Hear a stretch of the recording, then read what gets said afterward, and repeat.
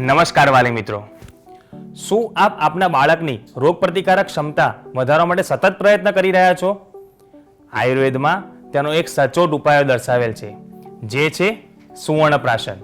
સુવર્ણપ્રાશન એટલે સાદી ભાષામાં કહીએ તો આયુર્વેદ રસીકરણ.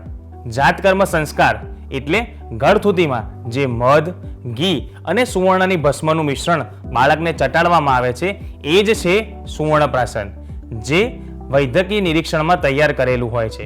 વિવિધ રસીઓનું અસ્તિત્વ ન હતું ત્યારે ફક્ત સુવર્ણપ્રાશન દ્વારા જ બધી જ રસીઓ જેટલી કાર્યક્ષમતા બાળકને પૂરી પાડવામાં આવતી હતી. દર મહિને આવતા પુષ્ય નક્ષત્રમાં સુવર્ણપ્રાશન બાળકને આપી શકાય છે.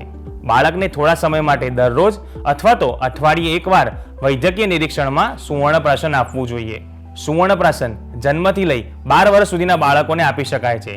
આ સુવર્ણપ્રાશન પીવડાવવાથી બાળક તંદુરસ્ત થાય છે, તેની રોગ પ્રતિકારક શક્તિ વધે છે, તેનો વર્ણ ખીલે છે, ગ્રહણ શક્તિ, સ્મરણ શક્તિ, ધારણ શક્તિ એમ બુદ્ધિના તમામ પાસાઓ શ્રેષ્ઠ બને છે.